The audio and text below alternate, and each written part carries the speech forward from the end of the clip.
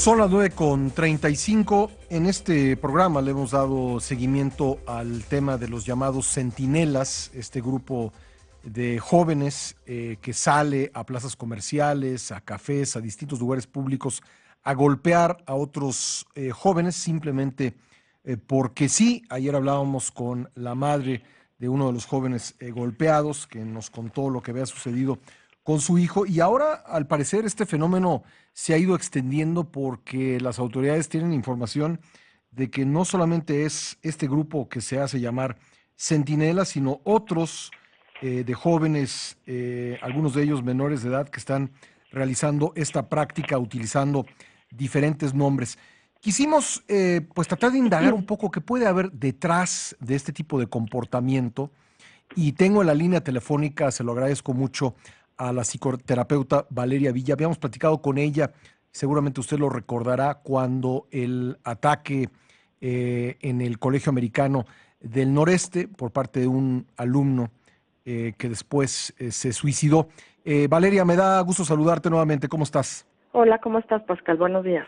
Bueno, ¿qué impresión te deja esta información que ha surgido, los videos que han circulado sobre estos ataques, causados pues no por una rencilla personal, sino simplemente porque sí un grupo de jóvenes sale a golpear a otros jóvenes en lugares públicos? ¿Qué te dice a ti? Mira, para variar, es parte de una tendencia, de estas tendencias, digamos, como exhibicionistas y voyeristas que se dan en las redes con videos que tienen algún contenido violento o escandaloso, ¿no? Sí. Y que tienen muchos consumidores. Entonces, si tú vas y buscas peleas de adolescentes en la red, te vas a encontrar un montón por todas partes, ¿no? Entonces, lo que habíamos platicado en aquella ocasión, el tema del contagio, ¿no? De cómo hay una serie de ideas que siempre han rondado la cabeza de los adolescentes, pero que ahora se van volviendo modas. Esa es una primera cosa que diría. La otra es que, sí, claramente, como tú lo estás diciendo, el tipo de violencia que vemos en estos casos, que, como dices, por lo visto son mucho más que casos aislados, Ujú. es una agresión proactiva que no tiene ninguna razón de ser, ¿no? O sea, no hay una provocación previa que justifique que empiecen estos pleitos, estas agresiones. Estas conductas que podemos observar, pues están dirigidas a dañar, a destruir, a humillar a otras personas. Sobre todo la parte de la humillación creo que es muy importante, porque el video es muy importante, ¿no? Que quede registrada la humillación es muy importante. Y entonces, bueno, pues hay que preguntarse por qué estos adolescentes necesitan conseguir popularidad, reconocimiento, una especie de reputación, ¿no? Como muy fuertes, como muy poderosos a partir de la violencia. Porque claramente la popularidad y el reconocimiento son muy importantes entre los adolescentes. Es muy importante para ellos que sus pares los reconozcan como un modelo, digamos, ¿no? Como un modelo a seguir. Pero ¿por qué con la violencia? O sea, ¿por qué de manera violenta? Y algunas de las razones que podemos encontrar para que algunos jóvenes elijan estos caminos son, por ejemplo, historias de fracaso escolar. Muchos de estos chavos tienen ya largas historias de haber sido corridos de las escuelas por bajo rendimiento, por problemas de conducta. Algunos son chavos con poca capacidad intelectual, o fíjate un dato interesantísimo, con poca capacidad deportiva, porque el deporte al final, ¿no? Hay deportes de contacto como el fútbol, el hockey, las artes marciales, que podrían ser medios lícitos para Desahogarse. desahogar, ¿no? Ujú. La agresión Sí. que tiene el adolescente, ¿no? Porque el adolescente, claro que vive en un mundo de agresión interior, porque está formando su identidad, porque se está enfrentando a un mundo que es muchísimo más violento que quizá el que nosotros nos enfrentamos. Y esto no quiere decir que la violencia no haya existido antes, ¿no? O sea, yo me acuerdo en la secundaria que había peleas afuera de la secundaria y había Claro. cuates que se dedicaban a aterrorizar las fiestas.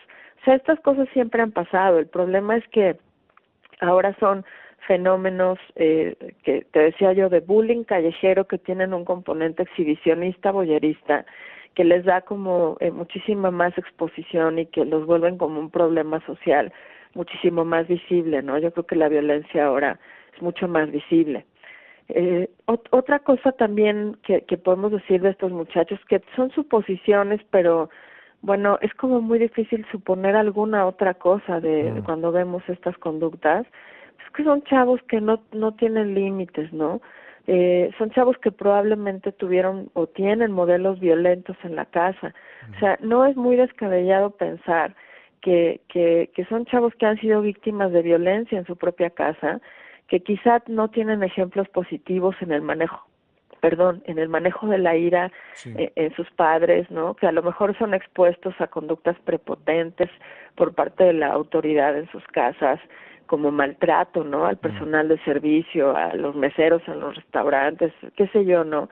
Están repitiendo vivencias traumáticas violentas estos muchachos, fueron violados sus límites personales, corporales en la infancia, ¿no? Son cosas que tenemos que pensar porque definitivamente no son conductas normales, o sea, no son conductas que se pongan de moda y que cualquier persona que por tener 17 o 18 años vaya a adoptar, ¿no? Normalmente yo me resistiría así fue con el caso del chico del colegio americano, eh, a señalar al entorno familiar de inmediato como el como causante, causa. pero algo hay, ¿no? Algo hay en casa, algo hay en el entorno social inmediato que están viendo estos jóvenes. Sí, mira, por ejemplo, exacto, o sea, esto es importante porque no necesariamente son muchachos que viven violencia o que han vivido violencia, pero yo sí diría que casi necesariamente han vivido ambientes en donde no les ha quedado claro que no tienen derecho a todo, o sea, que los límites de sus derechos no han estado suficientemente claros. Y eso sí es reflejo de un problema formativo. Sí. Si tú como papá no has dejado clarísimo que no tienes derecho de dañar a nadie, ¿no? Que es como una de las como cuestiones básicas que uno intenta enseñarle a los hijos en sus años de formación, porque además, digo, los que somos papás sabemos que es un largo camino el de la formación, ¿no? Y que los muchachos, los niños y luego los adolescentes, o sea, hacen un montón de intentos por brincarse la autoridad, por brincarse los límites, por no entregar la tarea, por volarse clases, ¿no? Y estas cosas si las proyectas a un ambiente en donde no hay ningún tipo de límite, no hay ningún tipo de consecuencia, bueno, pues sí te puede hacer pensar en algo que se puede volver cada vez más deteriorado, ¿no? Porque pensaba yo, y sabes, también decía yo, híjole, también está muy mal la gente que comenta las noticias, ¿no? O sea, también las personas tienen unas reacciones tan violentas frente a la violencia. O sea, por ejemplo, muchos decían que este tipo de fenómenos iban a terminar el día que uno de estos muchachos se encuentre a alguien que traiga una pistola y les meta un plomazo, ¿no? Pues sí, Entonces, la solución absurda, inmediata, es más impulsiva, violencia. poco reflexiva es pues, más violencia, Sí, ¿no? sí. Evidentemente, lo que decía la mamá esta que entrevistaste ayer, que mucha gente se le ha acercado y que ella ha contado por ahí más o menos de 80 muchachos que están implicados en incidentes violentos, pues claro que está hablando de un problema que requiere de atención, que requiere de denuncia, que requiere de no guardar silencio, ¿no? Que requiere de un correctivo. Pero pensar que la violencia se controla con más violencia, pues es un error muy grave, ¿no? Yo creo que ahí también salen tendencias como destructivas de las personas y que obviamente yo lo entiendo porque tú ves estos videos y la verdad pues sí enoja, da coraje, ¿no? Y yo pienso, híjole, pues imagínate que está tu hija en un café con su amiga o con su novio tranquilamente y llega un cuate a golpearlo, ¿no? Impunemente y graban y se burlan y se van y lo dejan ahí todo, decías tú ayer, avergonzado, ¿no? Como la vergüenza, como una forma de control, ¿no? Porque yo creo que muchos de estos chavos quizá ni siquiera se lo cuentan a sus papás, porque les da pena, porque los tomaron desprevenidos y ni siquiera se pudieron defender, o no se pudieron defender porque era 1 contra 3 o 1 contra 4, ¿no? Pues sí, yo creo que ese eso es parte del problema y lo que se quiere lograr con ese tipo de agresiones. Pues Valeria, nuevamente te agradezco mucho tu colaboración con nosotros. No, al contrario, gracias, encantada cuando necesiten, aquí estaré. Gracias, Valeria Villa, psicoterapeuta. Pues interesante lo que nos dice respecto de estas actitudes, como alguien con experiencia puede leer en estas actitudes de a lo mejor unos segundos en video, pero sí nos permiten ver algo y también pues en el conocimiento de las cosas poder pensar en una solución, que yo estoy de acuerdo con lo que dice Valeria Villa, pues la forma de controlar esto no es hacer lo mismo, es decir, que se topen con alguien que esté armado o que venga en grupo también, ¿no? Yo creo que la solución tiene que ser sin duda otra y por eso es tan importante pues tratar de entender qué está ocurriendo con estos jóvenes que recurren a este tipo de actitudes.